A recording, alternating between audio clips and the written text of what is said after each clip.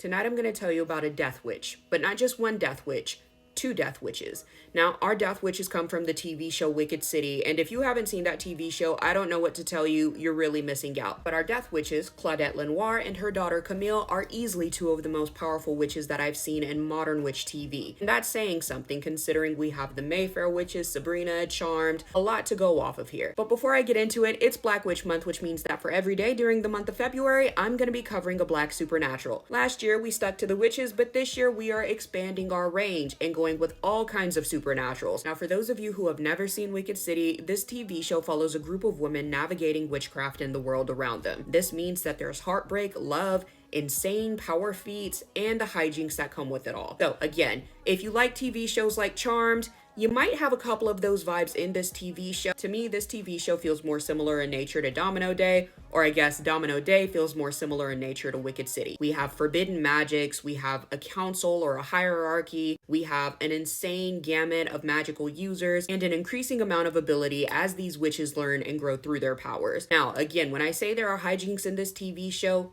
there are plenty of them. There's also a lot of sex, there's a lot of love, there's a lot of heartbreak, there's a lot of the supernatural in this TV show. So I'm gonna say it again, if you have not seen Wicked City, you are really missing out. And I recommend getting acquainted with it. Give the first season some grace. The production quality isn't the best, but after that, seasons 2 and 3, oh yeah, they got their shit together. Anyways, let's go ahead and talk about our death witches of the evening. Now, death witches in this universe are extremely rare, and this is because they've been systematically killed off by the council. The reason provided is that they're evil and their magic is dark and corruptive in nature, but the reality is, death witches are just insanely powerful witches.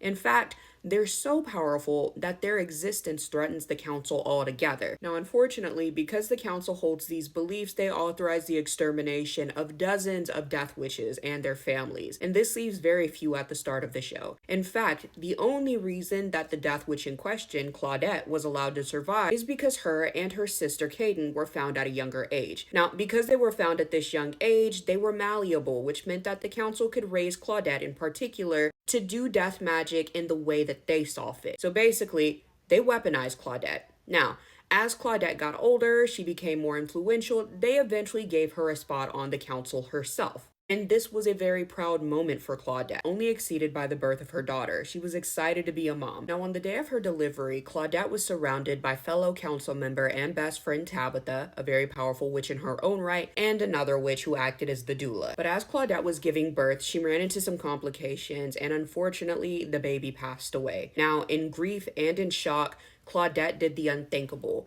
She unalived the doula by drowning her and transferred that life force into her daughter, who she named Camille. Now, Tabitha, fellow council member who witnessed all of this, recognized that what Claudette did was illegal by the council's terms. In fact, it was a death sentence. So decided to do the only thing she could do, which was take the baby. The unfortunate part of that is Claudette and her daughter, who she named Camille, were both set to be executed. One, because Claudette had killed another witch, and she utilized the forbidden magic, death magic. And two, because remember, the council authorized the extermination of death witches, and her daughter was likely going to be one just like her mother. Now, this is what would set off the events of Wicked City as we know it. Now, fast forward 30 years or so, and we meet a woman named Camille. Camille is living a pretty charmed life. She has two parents, but one of them sadly disappears one day, never to return again. The other one and her are really close though. That's until Camille discovers that her mother had been unalived one day. This throws Camille into a frenzy, and Camille, having never had any record or connection to her past outside of her parents,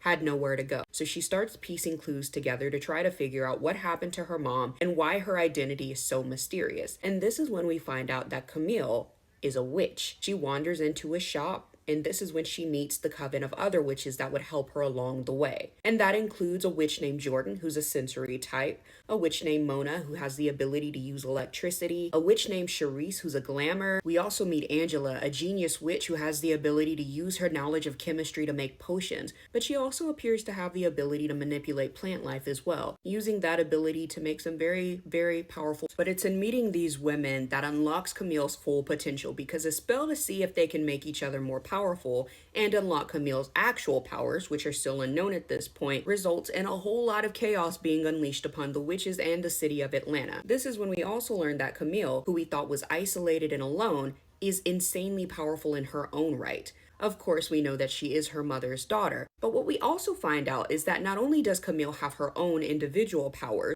she's carrying the powers of another witch, her mother's. We come to find out that Camille had her powers bound at a very young age, very charmed, but as the threats in her life start to increase, these powers start to flow out, and she has to learn to deal with them. But as a death witch, she has a whole host of resources at her disposal, and that includes but is not limited to warding and cloaking spells, identity spells, death magic, which includes life, death, and resurrection, the ability to enhance powers or bring them out, and customary of being a death witch, you can obviously talk to ghosts and spirits and demons. And if she's anything like her mother, she would also have the ability to learn about other gifts and learn how to use them as well. And she has the ability to create any number of spells and potions. Now, I think this is something common to the witches in this TV show, but some of them have a better inclination towards it than others. Camille has also been shown to scry and draw from other sources of magic as well, and that last gift is one that's really rare. The only person in this show that we've seen with that ability so far is Darlitra, who's a siphon. Now, personality-wise, Camille and her mother Claudette could not be any different. But similarly, both Claudette and Camille are insanely talented witches.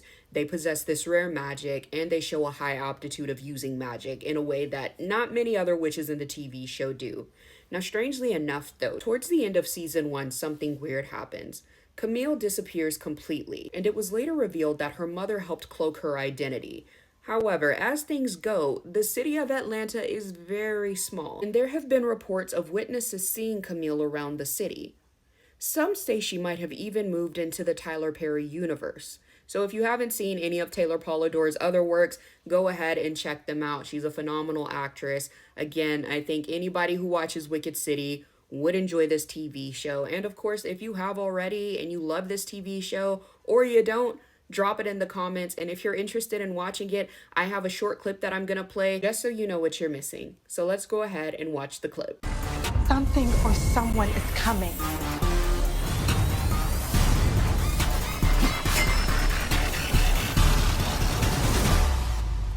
We give you a mission to find and capture the sorcerer who calls himself the Handler. This ain't a choice, is it? This is an order. Sooner or later, you're gonna need my help. Always stand by your girls. We're stronger together.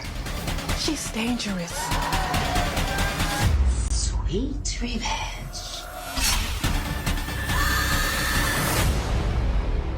Anyways, let me know what you guys are thinking about this video. Let me know what you look forward to seeing next in Black Witch Month, and I will see you guys in my next video.